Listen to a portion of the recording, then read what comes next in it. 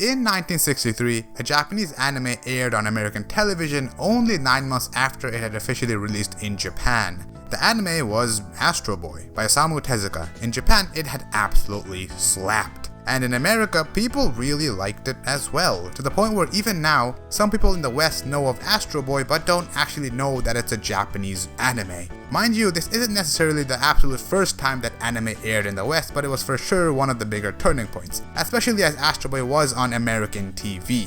Of course, since then, it's been pretty good, or more like fantastic, for anime coming to the West. Nowadays, for a lot of studios, the Western market is more profitable than the standalone Japanese audience.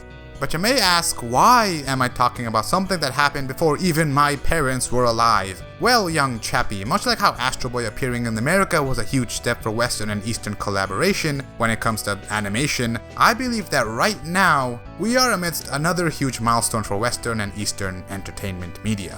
However, this time it isn't about Western media being imported to Japan or vice versa, but rather the kind of merging of media itself.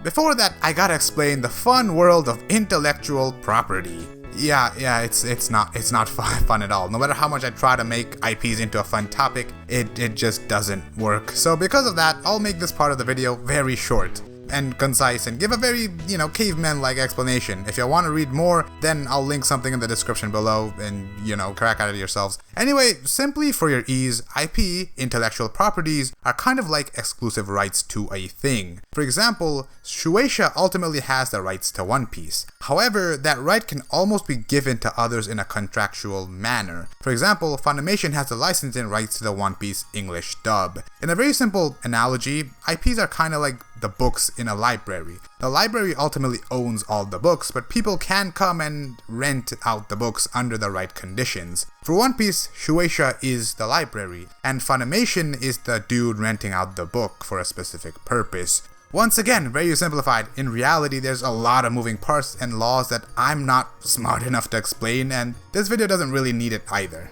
Alright, back to the point. American media and Japanese media is merging. What I mean by that is not just imports of shows and anime anymore. Now we're actually witnessing American-owned IPs being adapted into anime and vice versa, Japanese-owned IPs being worked on by American companies. Now, obviously this isn't some new thing that's happening for the first time ever. There's already been tons of Japanese anime that flopped when made into live action over here in the West. Just check my last video. But this exchange of IPs is something that's happening way more often than before. Nintendo recently gave the rights to adapt Mario into an animated film to Illumination, an American French-owned company. With the power of Nintendo matched with Mario's worldwide renown, Illumination created a film that's now on the pedestal to be one of the most successful animated films of all time. Just ever.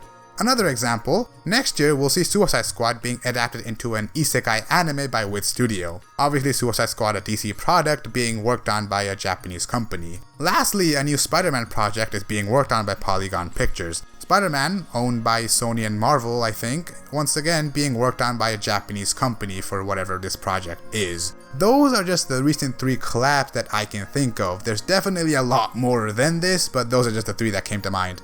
Now you may be asking, just why? And the simple answer is the internet and money, but it's more complicated than that. Back in the day, there wasn't a lot of reason for the exchangement of shows. I don't even know if that's a word, exchangement, but it sounds right. The native audience of their respective country was the main source of revenue for American studios making cartoons and Japanese studios making anime.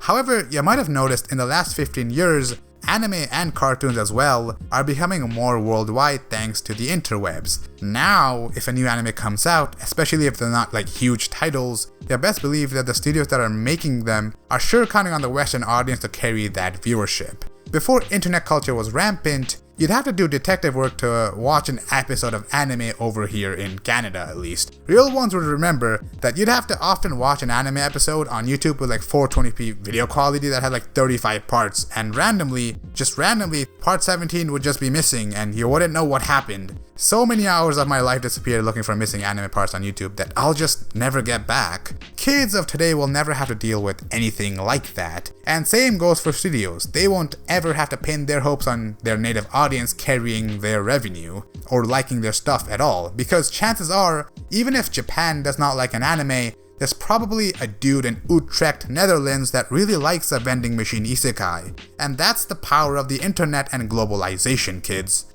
Therefore, with such an interconnected viewership, it only makes sense as a next step for these American and Japanese companies to take on various projects working with shows and series that were not natively created in their countries. Instead of having to rack their brains for an original idea and coming up with their 30th isekai, why not take an idea that already worked in the past but give a new flair to them? For example, in the same vein of the Suicide Squad isekai anime, obviously a DC product, just imagine a Batman anime made by Studio Mappa. How sick would that be? We've had plenty of Batman animated cartoons, but none of them had that, anime flair or anime-ness to them. But if they were to be made by a Japanese studio like Mappa, it would be significantly different in a good way, and that's the point. Companies are starting to learn that you don't necessarily have to reinvent the wheel, but just take the wheel made by someone else and give your own twist to it, thereby attracting existing fans and new ones at the same time.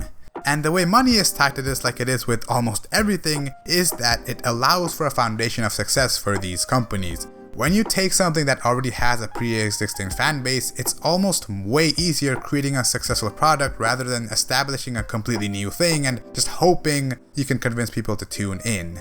In other words, it's much easier for these Japanese companies to take something with Spider-Man on the title rather than creating something like, oh, I transmigrated into a new world as a toaster for an ogre's birthday party. It's just so much easier.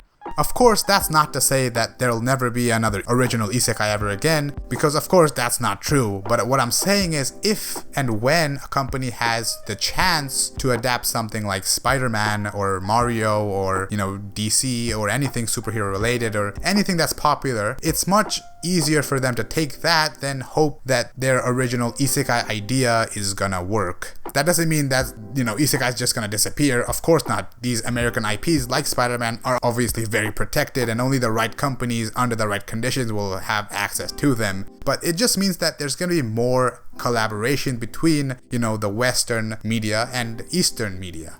So ultimately, what does this mean for the average Joe like you and me? Well, it actually means quite a lot, actually. For example, now we actually have a chance for these shows that we've grown up with to be made into something that we would never have considered even just 10 years ago. A Superman anime, or a Batman anime, or even a Spider-Man anime is a very big possibility now. And that's pretty cool. But at the same time, with the amount of shows we're getting every single month now, it seems, is that really necessary? I don't know, but hey, it's a cool thing that I don't mind having. So yeah, this video was really just me talking about something that I observed, and I hope that, this video just really was just the prelude for me to just rant about wanting a Batman anime. I just want a Batman anime.